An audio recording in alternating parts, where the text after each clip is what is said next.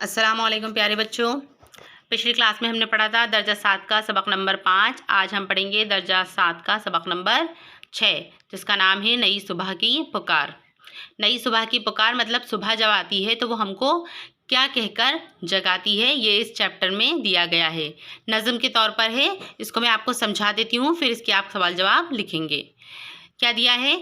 हो जाओ बेदार साथी, हो जाओ बेदार। बेदार मतलब जाग जाओ, तो हो जाओ बेदार रे यानी तुम लोग जाग जाओ साथी, बेदार हो जाओ। देखो सुबह खड़ी है लेकर रोशनियों के हार। सुबह क्या लेकर खड़ी है?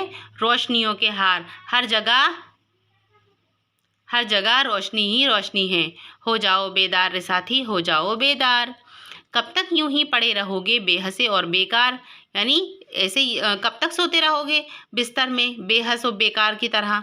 धरती बदली अंबर बदला, बदल गया संसार। हो जाओ बेदार रे साथी, हो जाओ बेदार। अब यहाँ पर दो मीनिंग निकल रहे हैं, एक तो बिस्तर में सोते पड़े रहने की बात और एक ऐसे बेकार बैठे रहने की बात। यानी कब तक ऐसे बेकार बैठे रहोगे? दुनिया बदल रही है, धरती बदल रही है, अंबर जिस तरह आसमान नीला होता है, लाल होता है, सफ़ेद होता है ना, और दुनिया बदलती है, संसार बदलता है, तो इसी तरह से तुम लोग भी बदलो, बेदार हो जाओ।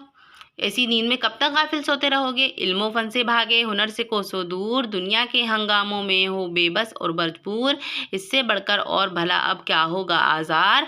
हो जाओ बेदार रे साथी, हो जाओ बेदार। इल्मो फन से भागे यानी ज्ञान से और हुनर से क्यों दूर भाग रहे हो? दुनिया के हंगामों में हो बेबस और मजबूर, दुनिया की तमाम तल्ख बातों में, तमाम परेशानियों में क्यों बेबस और बेमजबूरों की तरह बैठे हो? इससे बढ़कर अब और क्या होगा, क्या तकलीफ़ होगी इससे बढ़कर कि तुम जाग नहीं रहे हो बल्कि तुम बेदार हो जाओ। गफलत की चादर को जालिम तन से दो अब फेंक, अमल की तपती भट्टी पे दो ज़ात को अपनी सेक, बेअमली का होगा आखिर कब तक कारोबार। हो जाओ बेदार रे साथी, हो जाओ बेदार। गफलत की चादर को तुम तन से उतार कर फेंक दो और अमल की तपती हुई भट्टी को अपनी काम काज से अपनी खुद के ज़मीर को तुम संवारो, बेख्याली में और गफलत में मत रहो। अपने जिस्म के ऊपर जुल्म मत करो, बल्कि अमल की तपती भट्टी से यानी काम काज से इसको और संवारो और निखारो, और जिससे तुम्हारा कारोबार आगे बढ़े और बेअमली का कारोबार ख़त्म हो जाए। तो हो जाओ रे बेदार साथी, हो जाओ बेदार। चांद सितारों की नगरी के छोड़ दो झूठे खेल, धरती ही पर रहना सीखो कर लो सच से मेल, ख्वाबों की दुनिया है प्यारे धोखे का बाजार। हो जाओ बेदार रे साथी, हो जाओ बेदार। अब शायर कह रहा है कि जो तुम ख्वाबों की दुनिया में हो ये बेकार है, ये धोखे का बाजार है, इसमें कुछ नहीं मिलेगा। चांद सितारों की नगरी को छोड़ दो, झूठे खेल छोड़ दो, बल्कि धरती पर रहना सीखो और सच का सामना करना सीखो। आंगन आंगन सुलग रही है नफरत की एक आग, चौखट चौखट छेड़ जाकर उल्फत के तुम राग, दिल की वीरा गाहों को फिर कर दो लालाजार। हो जाओ बेदार रे साथी, हो जाओ बेदार। अब वो कह रहा है शायर कि हर घर घर में नफरत की आग भड़क रही है, हर चौखट पर जाकर देखो प्यार के राग गाओ तुम, तो दिल की वीरान बस्ती में तुम्हारी फिर से दुनिया आबाद हो जाएगी अगर तुम प्यार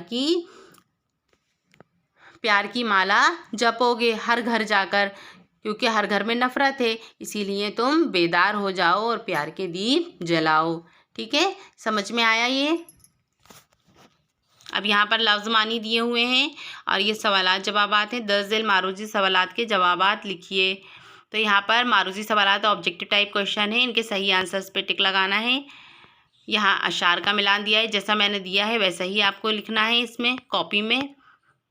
सवाल है रोशनियों के हार को लेकर कौन खड़ी है? रोशनियों के हार लेकर सुबह खड़ी है। सवाल नंबर 2, धरती बदली अंबर बदला, बदल गया संसार में, इस मिसरे से आप क्या समझते हैं? यानी सुबह होते ही ज़मीन बदल गई, आसमान नीला हो गया और दुनिया में सब कुछ बदल गया। शायर किसकी चादर को फेंकने के लिए कह रहा है? गफलत की चादर को। शायर चाँद और सितारों की नगरी और किस चीज़ को छोड़ने के लिए कह रहा है? दुनिया और धोखे का बाजार भी छोड़ने के लिए कह रहा है। शायर उल्फत की आग कहाँ कहाँ छेड़ने को कह रहे हैं? चौखट चौखट उल्फत की आग छेड़ने को कह रहे हैं। इस नज़म के शायर का नाम ज़ियाउर रहमान आज़मी हैं।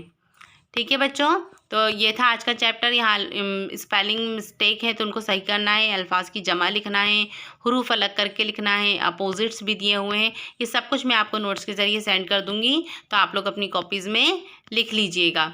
ठीक है, अब मुझे आफरीन को दीजिए इजाज़त। आपका फर्स्ट टर्म का सिलेबस यहाँ पर कंप्लीट हो जाता है।